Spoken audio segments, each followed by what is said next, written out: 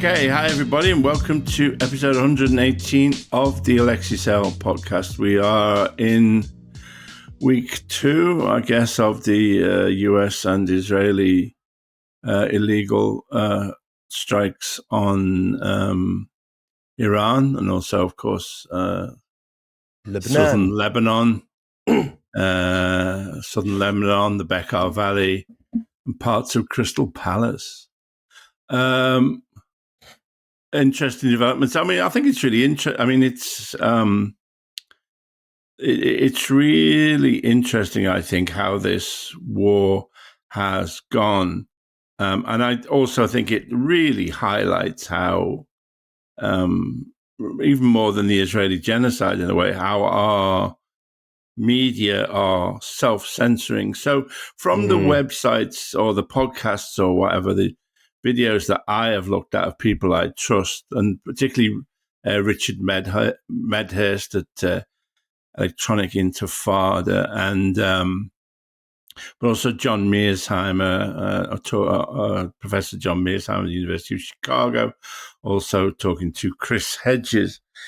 The situation, it seems to me, which is being completely underreported or not reported in the Western media, is that the Iranians have taken out all of, and this is what Richard Medhurst certainly said, have taken out all of the US forward radar stations in the Gulf countries. So these are radar stations that essentially are the front line of Israel's Iron Dome defenses.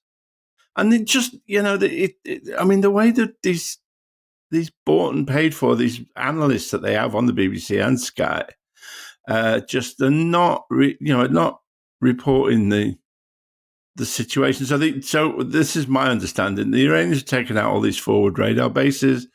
So the Iron Dome, obviously the Iron Dome is also, they're using $500,000 missiles to shoot down $20,000 drones, and their stocks are being rapidly deported. And there are not reports, but there's genuinely true that the United States is shifting THAADs, air defense missile systems, from South Korea. They're shifting them by C-17 Galaxies, by aircraft from South Korea to the Middle East to protect Israel. That the Iran is, and lots of people warned that this would happen, that Iran is using low cost missiles, low cost drones to financially and materially deplete the air defenses of Israel, of the Gulf Emirates, and of the United States forces, and that they are being rapidly depleted. And they've also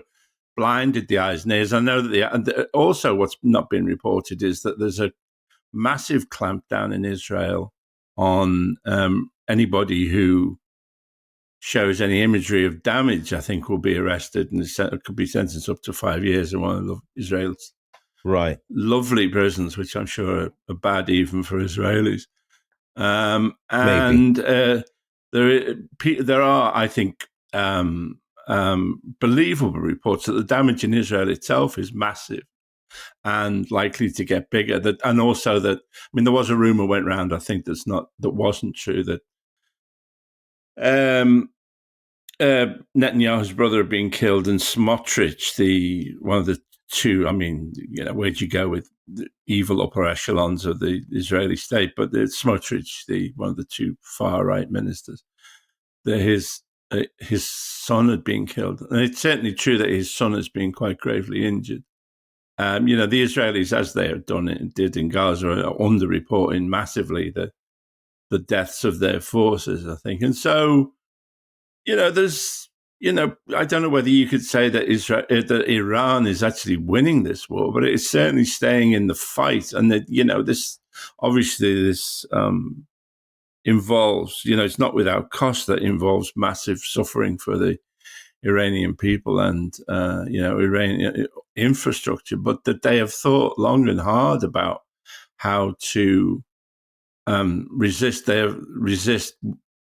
what they believe, I think, thought was probably an inevitability, which is an attack on Iran by Israel and the United States. And they've got multiple levels of kind of autonomous command. So you kill as many levels of leadership as you want, but they're still able to fire missiles and also mine the Straits of Hormuz, at a kind of a local level, that there are independent commanders, not undetectable, I think, also to Israeli surveillance, who can do this, really. So it's, week two, it's horrific. But in a way, I mean, I saw somewhere, in a way, was it I can't remember where it was, but somebody writing in a way, I mean, again, you sometimes get, you see in the comments people, if you criticize the regime in Iran, you are aiding genocide or whatever. I mean, you cannot particularly, one cannot support the regime in Iran. I say they are right wing in themselves, right wing theocratic regime. Who murdered communists and socialists in huge numbers after the revolution of '79. But on the other hand, they have thought about this, and they are, in a way, if they can defeat this onslaught they're doing. I heard that fucking stupid fucking arsehole spokesman for Israel, former head of Labour Friends of Israel, David Mentor, who's a cretin of gigantic proportion, looks like it as well. Mm-hmm. Sometimes some of these people don't look, he looks like a fucking arsehole. Yeah. And he is, and stupid and arrogant and an idiot.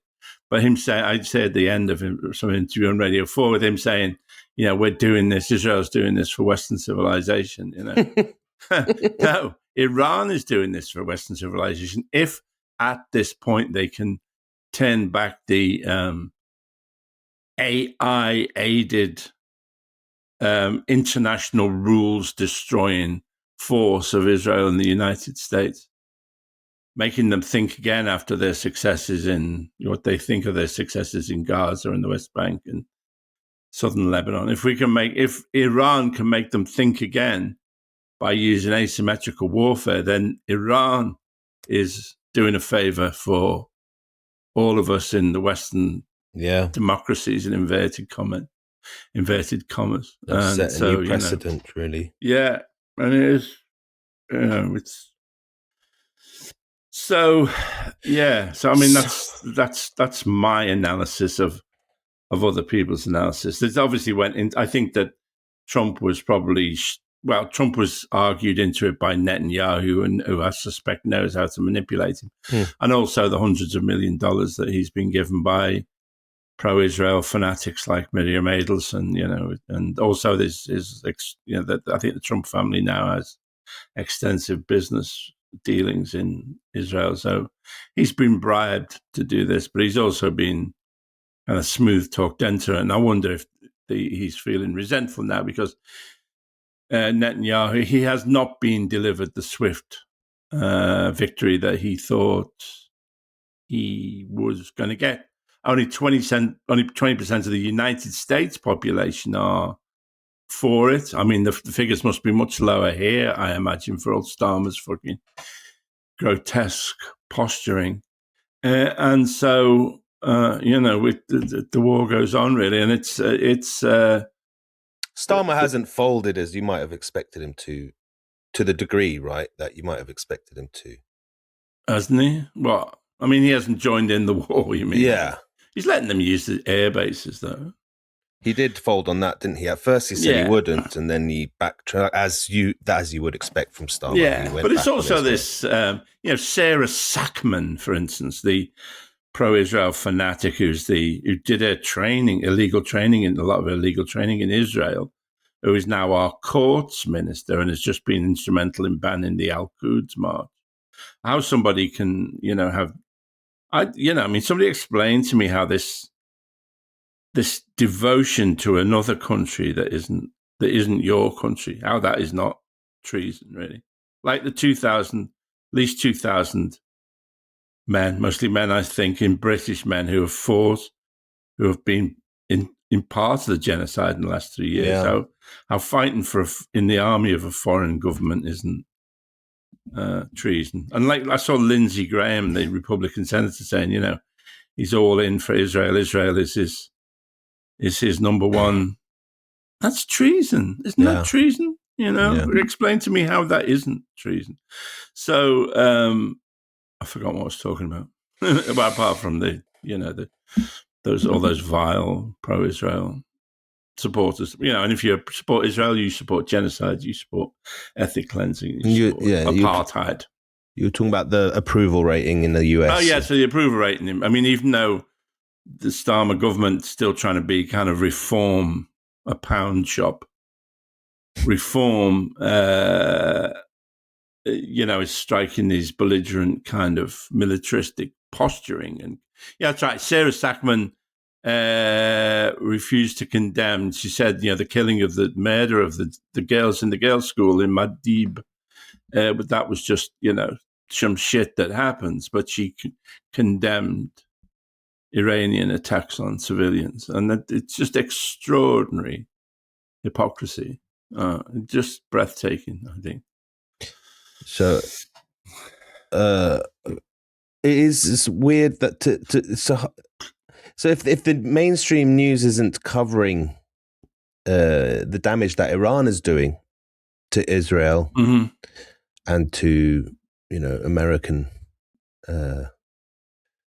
bases around the region and stuff, if they're not covering that to its full extent, then surely that would just garner more sympathy for Iran. If all you're showing is, I guess, all you're showing the public is the bombardment of Tehran and Iranian land.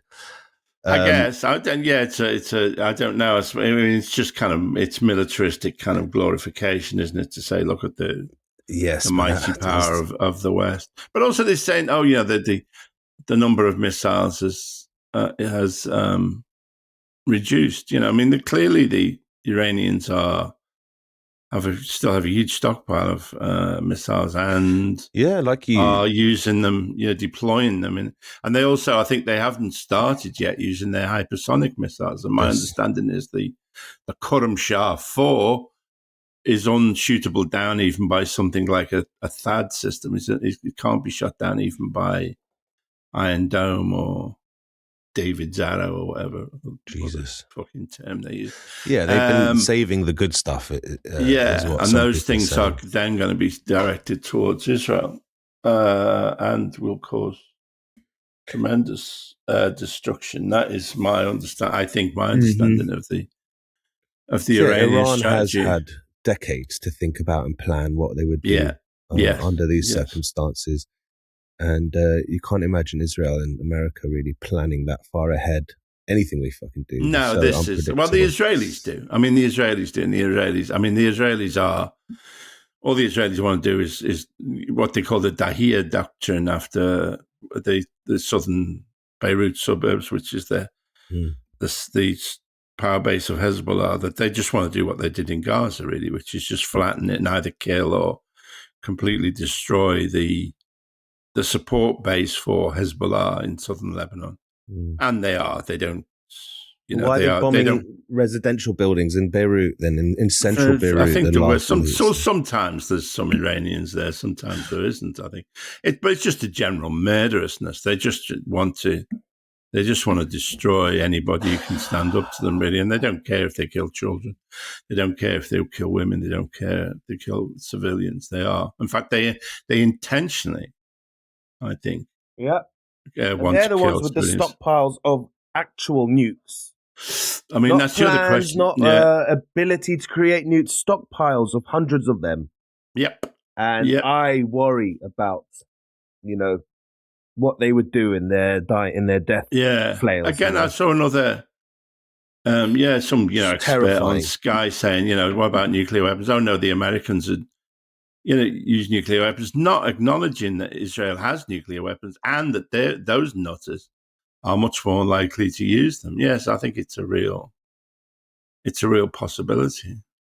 And yes, it is possible to recognize and be horrified by the illegal bombardment and war on Iran, whilst at the same time recognizing the horror, the bad side of the Iranian regime, and that they're not fucking lovely, cuddly teddy bears. They've been bad to their people, and they will continue to do so. But any war is unnecessary and illegal, especially this one. I mean, and they were fucking provoked first. So, like, it is possible if you have more than 2 brain cells to hold both thoughts in your head. Like, you can hate the Assad regime and hate the current, fanatics that are running Syria at the same time. Exactly. And like, you can know that in your head, UAE and these Gulf states deserve not to feel like they're the safe zone in the Middle East, and while at the same time recognizing that there are victims, everyday people everywhere. You should be able to maintain these thoughts in your head. Like some of the comments we get on YouTube, fucking shocking, man. I find myself debating these people and then deleting my comments because I shouldn't. This is where I get to talk, and they can talk in the comments as much as they want. But fucking hell, and it's a depressing aspect of human nature, that kind of behavior, isn't it? That kind of Manichaean splitting of the world into good and evil, really. And also, let me just say one thing to some of those keyboard warriors out there. I'm Syrian. I'm allowed to have my opinions on Syria. And you can't really come at me for that. I'm allowed to have my fucking opinions. Yeah. And I'm grateful because you take a lot of you take a lot of the heat from me, really. They hate you more than they hate me. And what I say here, I'm not writing down in a book. I'm just spitballing with Alexei. I'm allowed to share my thoughts. Yeah, people telling me that I shouldn't talk. Fuck off. Yeah. Although this is the Alexei Sayle podcast, not the Alexei and Talal. Absolutely. Well, I'm grateful to you for taking those digital bullets for me. You're flinging your body into my honor and my duty, comrade. We have to protect the spokesperson of the movement. Thank you. So I guess, that's our report from week 2 of the Iran-Israel-US war. Interesting development today, I think. There is again, to talk about censorship, there is a guy called Rafi Berg, who is the BBC's, he was in charge of the Middle East content for the BBC. He's a kind of gatekeeper through whom all Middle East comment goes, I understand it. Now, Owen Jones wrote about this and said that, that Berg was was the reason why the coverage on the BBC of the Israeli genocide had been so poor, had been so one-sided, i.e. not acknowledging Israel's genocidal behavior, war crimes. And Rafi Berg then sued Owen Jones for libel, which is very unusual for a journalist to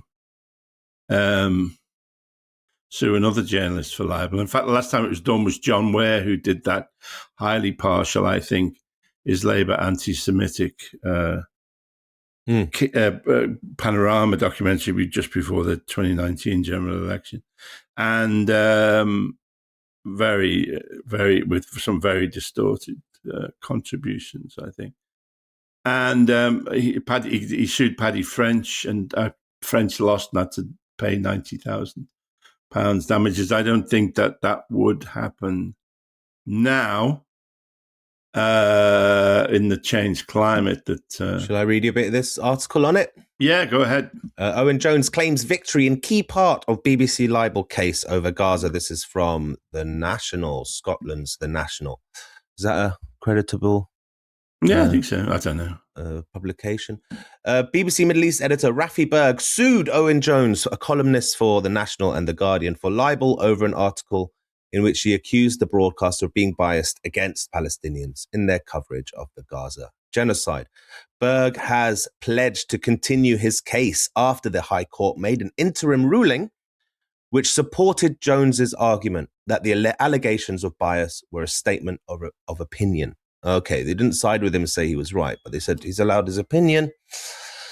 In a statement after the High Court ruling, Owen Jones tweeted, "I am delighted that the High Court has ruled in my favour on the key issues in the libel case brought forward by Rafi Berg. The court rejected the claimant's interpretation of the article and ruled that it expressed an opinion based on stated material. I stand by my journalism, and if Mr. Berg decides to continue the libel claim, I look forward to defending my article in court.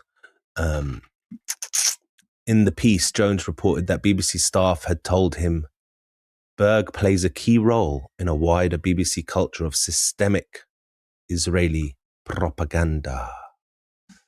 The editor reshapes everything from headlines to story text to images and repeatedly seeks to foreground the Israeli military perspective. So is this when you keep seeing these posts about how the language, just little details, but has this subconscious... Yeah.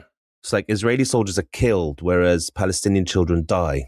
Yes. As if by this mysterious power that no one can understand. They just die. Whereas one Israeli soldier killed, 400 children died. Which has this subconscious effect. To the layman, I suppose, the layperson who's not invested in this as many of us are. They just see those words and it soaks in. And people just read the headlines often. Yeah. Yes, and Owen Jones says that is down to Rafi Berg, and who are we to...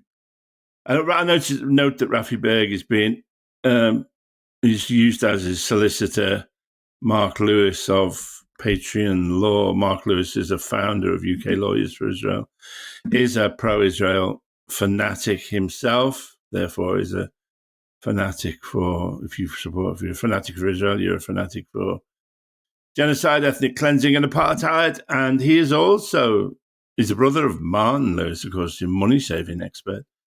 But he is also the one who stood up and complained that Reg Hunter gig, Reginald D. and Hunter, sued Reg for libel. I think it was for libel, along with the campaign against anti-Semitism. You can get me the details of that case. Dragged him through over a year. Put through poor Reg through, as they say, the process is the punishment. I think poor Reg was dragged through years but the judge's summation of can you get that up? What the judge said when he threw out the case about the campaign against anti-Semitism and. Yep. The judge, Michael Snow, ruled that the CAA, Campaign Against Anti-Semitism, was seeking to use the criminal justice system for improper reasons. The CAA have demonstrated by the misleading and partial way in which it summarized its application and its willful, repeated failure to meet its disclosure obligations that its true and sole motive in seeking to prosecute Reginald Hunter is to have him cancelled. I have no doubt that the prosecution, I'll do my judge voice, that the prosecution is abusive, Judge Snow added. Yeah, I mean, that should have been headline fucking news around Britain, but it was really buried. I think only The Guardian briefly covered. But that is such a swinging condemnation. That was a fair play. That was a BBC headline. Right. Judge quashes anti-Semitism case. Right. Yep. Our lawyers. Yeah. They fucking wasted everyone's time with that. And Mark Lewis said about the Rafi Berg situation. He said the judgment is an interim finding rather than a final determination, which is true. Instead of posting on social media, poking a barb there at Owen Jones, we will continue to proceed through the court. So they're not going to back down, according to Mr. Lewis. No, well, again, they try and make it, even if they have extensive funds, obviously, and they just tie you up in this shit for years. And even if they lose, like poor Reds, they make your life a misery, really, and it's vexatious, I think. But I think that's the big tool these guys have, man. Yeah, I have a good friend who has a YouTube channel about conspiracy theories, and he basically just points out how silly they are, and these people who promote them, flat earthers and People think that ULEZ cameras have fucking cancer radars in them and stuff like that. I don't know. Yeah. And he constantly is fighting against their attacks. And, you know, when we have shows together, if they find out, they call in bomb threats. Like, we've had to cancel shows because of bomb threats. This is the Israel lobby? Or? No, this is just like conspiracy nuts. Conspiracy nuts. Right. But, you know, there is an overlap. Oh, yeah. And, you know, and now he's tied up in this massive court case, which is so clearly a massive waste of everyone's time. But it is such a hindrance to him, my friend. Yeah. And it's causing him such anxiety and stress. You know, that's the punishment alone. That's the damage. Doesn't really matter what the court says in the end. Yeah. Plus, if you're famous, you get the headlines and stuff that will besmirch your reputation. Yeah.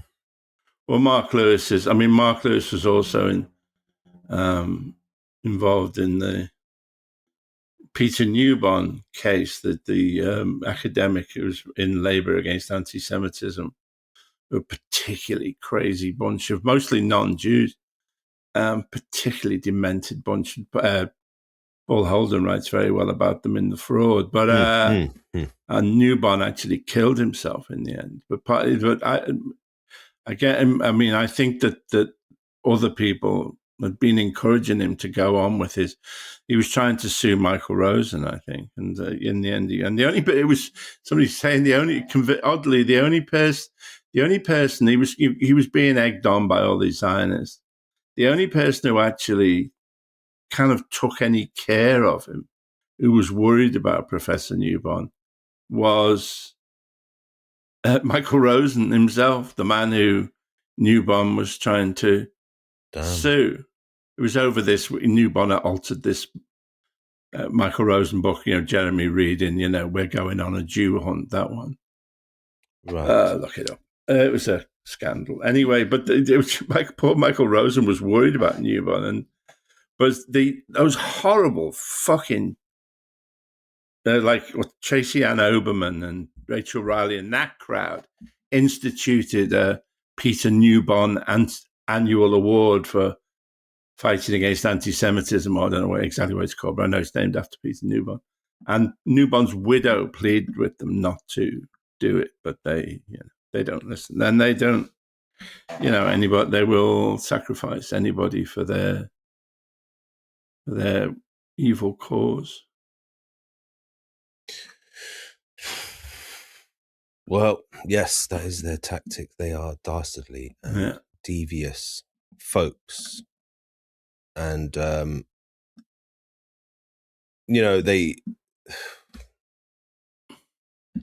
can't decide if Israel wants to destroy Arabs or steal all their, both. Steal all their culture and food. I went viral yesterday. Oh, yeah. Which is a story I wanted to tell you. Go on then. So I was in central London on 2 days ago, doing a little mini job. And, the Oxford Circus exit to the tube station, where there's a little road that leads down to Carnaby Street. Yeah. And there's that place Walk to Walk there, that noodle bar. And next to it, there's a new place called Zaman Shawarma. And it was brand new, sparkling, and they've got this chicken shawarma and, little shawarma joint. And they had some social media people doing some promotional filming out the front. And I'm like, cool, shawarma in the heart of London, like right in Oxford Circus. And I went up to one of the staff, and I noticed none of the staff looked Arabic to me. They were all South Asian. And I asked him, hey, man, have you got Arabic owners for this place? And I was wearing my red kufiya at the time. I said, yeah, has this place got Arabic owners? And he said, they're Mediterranean. Yeah, that Mediterranean does a lot of heavy lifting these days, doesn't it? Yeah. I said, where are they from? He said, "Oh, the owner is Israeli." And I scoffed the scoffiest scoff right in this guy's face and walked away. I didn't say another word. And then later on my way back, I went and did my job. And an hour later, I was coming back to the station. And I thought, fuck it. I want to warn people about the place because, I don't want people to get tricked. This is, often you'll think something is Arabic and there's a deviousness there. So I filmed a little video of my face and the restaurant, or it's not even a restaurant, it's a takeaway, behind me. I just made a video telling that exact story of my interaction with that man. And I said, Zaman is an Arabic word. And shawarma is an Arabic word and an Arabic food. They haven't spelt pita right. You can order a pita and they have one T in the word pita, as opposed to pitta, as it's supposed to be written. So I said, just avoid this place, boycott. And I might have wrongly accused the next door place, Wok to Walk, which is actually quite a tasty noodle bar. I wrongly accused it of probably being under the same ownership, which I corrected in the caption under the video because they're actually Japanese and Dutch owned. A big up Wok to Walk. Sorry for besmirching you. But yeah, I just posted that video up. I said, they're stealing our food, our language, our culture right here on Oxford Circus. Avoid this place, boycott. And I posted it. I don't have many followers. I have about 4,000 followers on Instagram. Cut to yesterday, I realized, oh shit, this is getting shared. Loads. The video now has like 830 shares, 830 reposts, over 2,600 shares on people's stories and shit. And the video now has 73,000 views, which is shocking to me. I'm very proud of it though. Like, good. I'm glad the people obviously value this information because God knows I post so many like clips on my Instagram, funny clips and little jokes and stuff, and no one gives a shit about that. I promote my gigs on there, but I post this one thing that is actually like informative, pro-Palestine content, and it's just blown up. Over 70,000 views. I've never had anything like that in one day.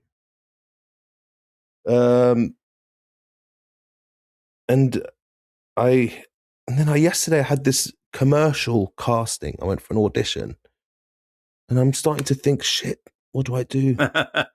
It's right there on my page, and it's the first post. And should I hide it for a few days? And now I'm having these thoughts because I'm worried that I might not get a job that I really need, because they see that on my.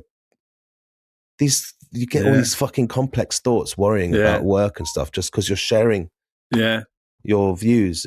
But that's wild. So if you're ever in central London, don't eat at Zaman. It's not genuine shawarma. It's Israeli. Yeah, it's Mediterranean. That is a big warning. When they say Mediterranean food. But it's a strange feeling to have that many eyes on you in such a short time. I feel exposed a little bit. But yeah, good on you guys.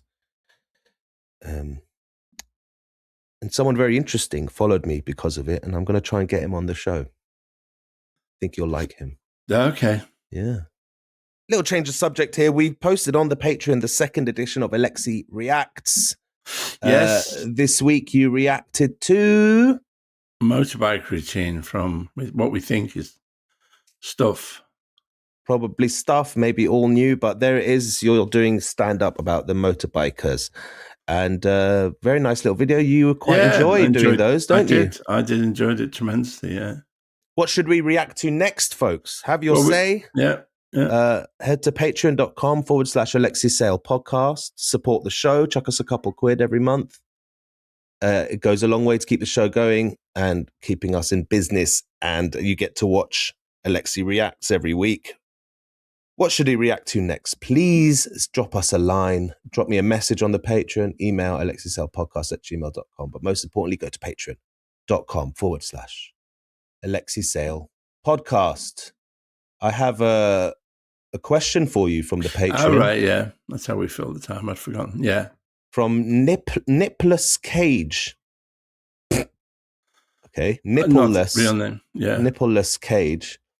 There is a Radio 4 program called The Real Comedy Controllers, The Things That Made Us Laugh, with John Lloyd, Jimmy Mulville, Beryl Virtue, and Paul Jackson. Essentially, they reminisce about the good old days of comedy. Nicholas Cage would like to know your take on this group of people within the context of BBC comedy and the wider world. You got any thoughts on that, Alexei? Yes, well, they're all people. I mean, I have a great deal of disdain for a lot of people in the comedy business, but John Lloyd, I think, although he was one of the kind of Oxford generation, along with Angus and Rowan and Mel and Griff and all those people. I think John Lloyd was a real genius, really. That he was, he was the producer of Blackadder, really, and I mean many other things, but really not the 9 o'clock news. Not 9 o'clock news. Hitchhiker's Guide to the Galaxy, Spitting Image. Yeah. QI. And he's, I think he's a very good producer. I think he didn't. When he got to the second series of Blackadder, he made both Richard Curtis and Ben Elton rewrite.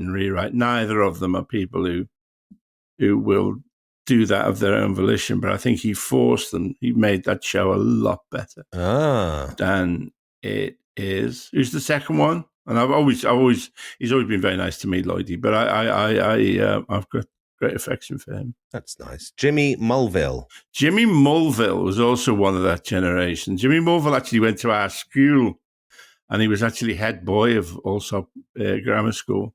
Oh, you went to your school? Yeah, I went to our school, and he's a couple of years below me. He's the founder of Hat Trick, which brought us Have I Got News for You, and and I'd like to ask him why I haven't been asked to be on Have I Got News for You for 25 years. No, Jimmy, I don't know. Jimmy's a complicated individual, but, again, he's done. He's working class. Liverpool Catholic family, quite difficult background, I think. And he went to Oxford at the same time as Lloydie and those people. But nevertheless, he's made himself a big name in comedy, really. So he had some of those advantages because he went to Oxford. I often think, like, for a working class kid, if you go to Oxford or Cambridge, it's a mixed. It's a sort of way that they even though you're working class, you are. The rites of passage that you go through at Oxford or Cambridge mean that you end up being anti-working class. It's a way of kind of I don't know if this just sounds coherent, but it's a way of going to those two particular universities as a way of taking working class kids and making them subservient to the power elite, really. And not even turning you into one of them. Well, you are. I think you're never completely trusted, but you are. They allow you a seat at the table, if you go to those universities and you conform. And so, I think that Jimmy went through that process as well. It's an interesting topic in itself, that whole, and there's some, I've got a friend whose kid's at Cambridge, and, he's I don't think, he's not going through that particular process, but certainly in my day, that seemed to me to be what. Oxford and Cambridge's primary duty was to just reinforce the power elite, the power structures reinforced to take people from the ruling class and just to inject them new, fresh generations into, positions of power, really, which is what Oxford and Cambridge does. But then it had a secondary function, which is to take bright, intelligent, working class kids and inculcate them into the power structures as well, and make them give up their allegiance to their class, drop their accents and stuff like that. Who are some of the exceptions to that? I don't know. Heroes of Oxford and Cambridge. Okay, for Frank Cottrell Boyce, I suppose, is somebody who went to Oxford, but he's not really. You wouldn't call an establishment. Well, you wouldn't at all call an establishment figure, really. But it always struck me that was a function of Oxford and Cambridge, really. So, it takes a lot of self-sacrifice. It takes a lot of intelligence for somebody like Jimmy to get to Oxford and Cambridge, and I think they never. I think there's a tension. I mean, it's an interesting idea. I think if you are somebody like that, a working class person who gets to Oxford or Cambridge, there's always a slight sense that you're never quite one of them, and that's something I went through as well. I think it was a difficult, because when I became successful, most of my friends were suddenly Sting. Yeah, we're people. A lot of them were people from Oxford and Cambridge, there's that. I write about there's that scene in The Young Ones when we made Bambi, and I'd pre-recorded my bit, and I just came in for the studio stuff, and I found, that they'd got that Mel, and I hadn't known this, Mel Smith, Griff Rhys-Jones, Ben Elton, Emma Thompson, Stephen Fry, and Hugh Laurie were all in the episode. And I said to Lisa and Rick, I said, well, I don't understand. I thought these people were the enemy. And they just said, no, that was just you. You thought they were the enemy. We think they're absolutely darling. And Stephen's made us muffins and quoting Cicero for us in the lunch break. And they were the heels of the episode, though, Hey? They were like the villains of the episode, these posh quacks, true, and they true. get their own. They were, that's true. But but I did find myself in that position, really, where, and I've never, it was always a because I did some stand-up about it, really, how you'd lose your tribe, really, and never completely find another. So Jimmy, Beryl Virtue, I don't know, she's the daughter. Wait.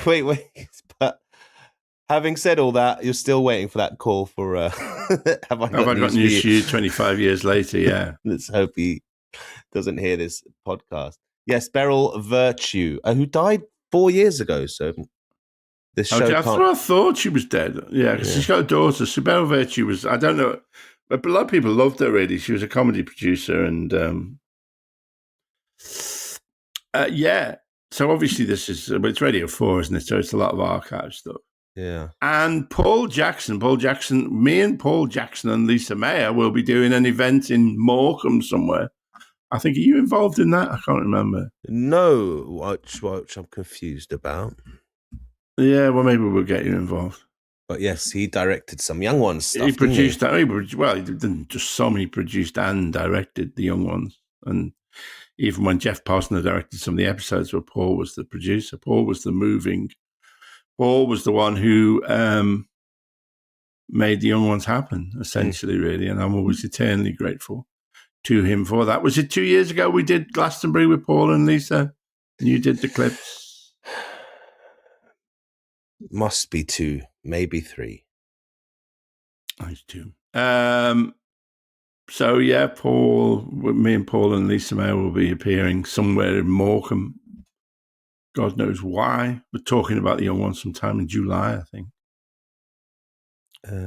I'm always. And then Paul went on to do other amazing things. Yes, he produced the Ron Clark Story. What the hell's that? A drama film from 2006 starring Matthew Perry from Friends. Okay, well, there you go, Nicholas Cage. Yeah, so we got a long answer out of that. Nikki said, it's not a question, an observation. Catching up and just listened to the Halloween D&D special. Not laughed so hard in ages. Brightened a rainy Monday. Thank you.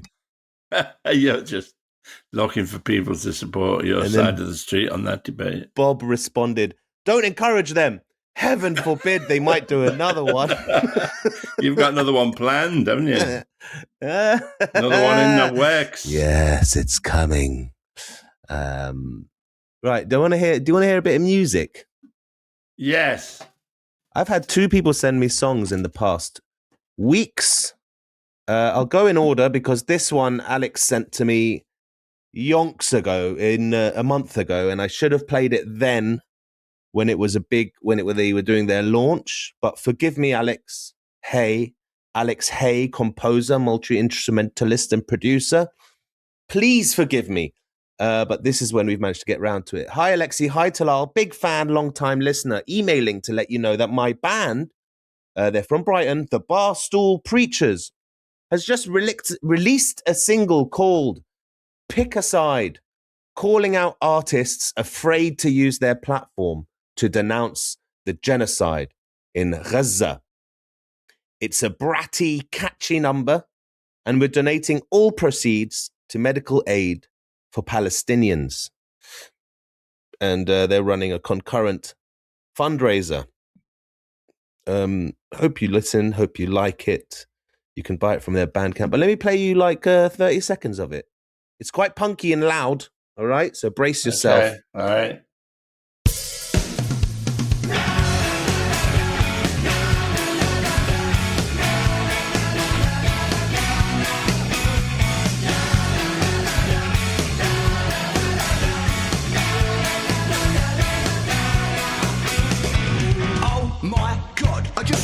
This band of yobs storming off stage in Madrid like some bratty little kids. Cause someone threw a flag of Palestine, he lost his rag. Said don't make me pick a side. Went offline and tried to hide. Said I'm just a singer, I'm just here to do my job.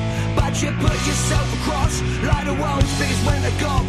And when all your songs are political, make you just sound hypocritical. You won't pick a side in a genocide. Don't pretend you're You'll never made it. Barons will let you down. Shame might let you sound. Does your mother know you're a coward? That's the Barstool Preachers. Yeah, it's all right. Pick a side. Yeah. I didn't know what to think of it at first because that intro is so kind of poppy. But then he starts talking, and I like the chorus is really catchy. You can Who were the band who stormed off stage? Was that Radiohead? My messaged the guy. I said, "Oh, are you referring to Radiohead or Sleaford Mods there? Tom York or Sleaford Mods? Is that what I said? Yeah, or Darren Malakian. A Sleaford Mods been they dubious. Kicked off. It was a couple years ago now. Someone was waving a Palestine flag at their show, and I think I might be misremembering, but he like grabbed the flag off the guy and threw it off to the side of the stage. Said, don't bring that stuff here. It might have been a kufiya or something. This isn't the place for that. You know, we're just here to rock out. Like that kind of vibe. Fuck yeah. But he did respond to me. I started writing this when I got back from work one day after reading about the Sleaford Mods incident. I was pretty fucked off because they were my favourite band. I was fond of Sleaford Mods. But, I saw them as my bastard children, musical children. But hold on. I'm sorry. I know they have been pro-Palestine since, but in that moment they failed. So they were just trying to like keep politics out of their show, and they've since kind of gone back on that stance. Well, Jesus, Jesus says this was Jesus welcomes back a sinner. The parable of the prodigal son tells us that he that has sinned, if he repents, then shall welcome him back thrice over. So we welcome you back to the fold, Sleaford Mods. I mean, yay. Welcome back. So if you want to go and buy that single and the profits go to medical aid for Palestinians, go to the barstoolpreachers.bandcamp.com. And the song is called Pick a Side. Also check them out. They're a cool band. Actually, I've clicked around their stuff and they're very, very cool. All right, track number 2. Yes. Is like the opposite, isn't it? I played you a little bit of this earlier. Yeah. Dear Alexei and Talal, solidarity, comrades. This is from the Banner Theatre. We were hoping, Sash at the Banner Theatre. We were hoping you might give a mention on your show in support of the Birmingham bin strikers, one of the most important worker disputes in the UK today. You're both, of course, welcome to do a dance combined with Marxist theory to this song on your social media. They're offering an interview with Banner Theatre if we're interested to talk to them about the Birmingham bin strikers. Now, this is news to me, so forgive me for not being on the pulse there, comrade. It's a protest single backing the Birmingham bin strikers 1 year on. Power to the bin strikers, Unite for Workers' Rights by Banner Theatre, released in partnership with Unite for a Workers' Economy and Unite the Union. Raises funds for Birmingham refuse workers who are refusing to work. As strike enters its second year. That's a long fucking strike, man. Yeah. Satirical anthem lampooning politicians and council proposals to reduce workers' pay by $8,000 per year. Oh my God. If anyone deserves more pay, it's the fucking guys who handle our rubbish. Revives the tradition of picket line songs for a new generation of strikers. It's coming out 6th of March. Well, it's come out on all major music platforms. The song is called Power to the Bin Strikers, Unite for Workers' Rights. Catchy title there. It's a rework of the 1960s hit My Old Man's a Dustman by Lonnie Donegan. An apt song, I suppose. Do you want to hear a bit of it? Yes, very much. Okay, here we go. Hey! Oh! Da-da-da-da.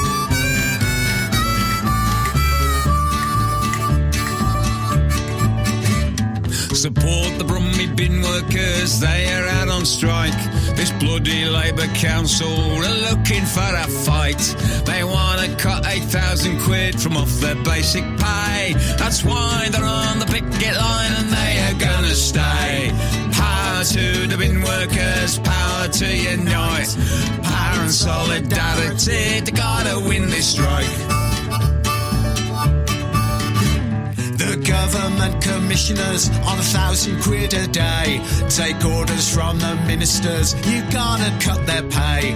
While Rayner fiddles 40 grand, just a small mistake. They say we can't afford it, give us all a break. Power to the bin workers. Okay, we get the idea there. Yes. Yes, campaigning music.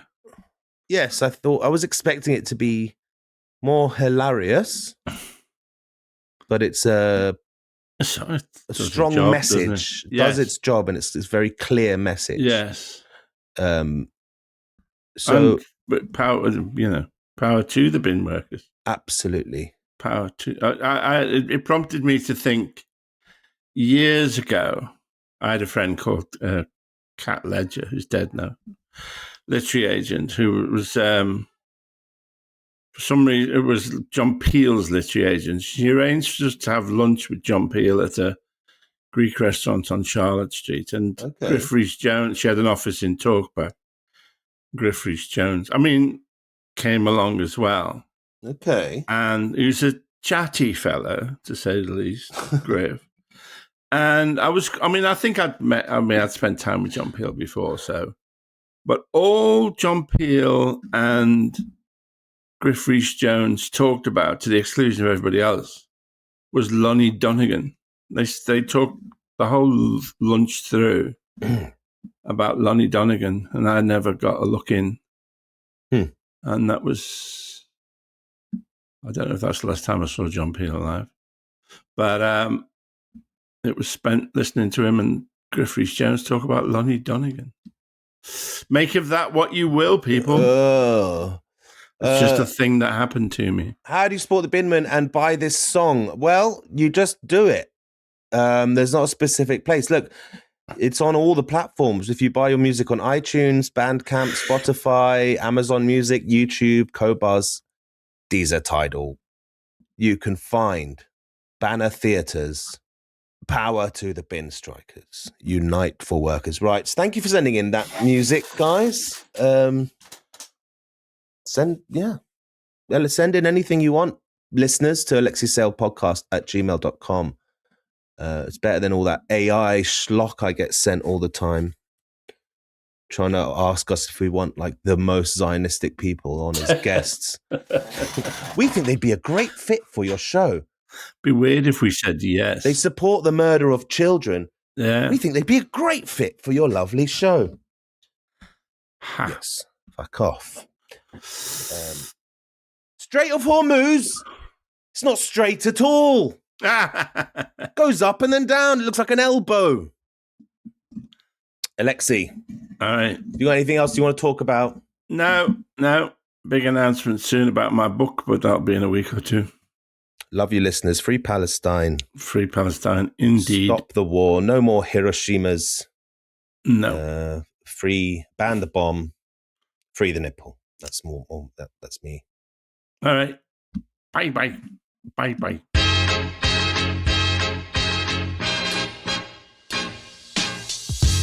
You've been listening to the Alexei Podcast.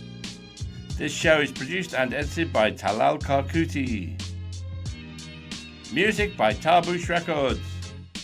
Thanks to Audio Boom for hosting us. Please keep your emails coming in at alexeisaylepodcast@gmail.com. Goodbye.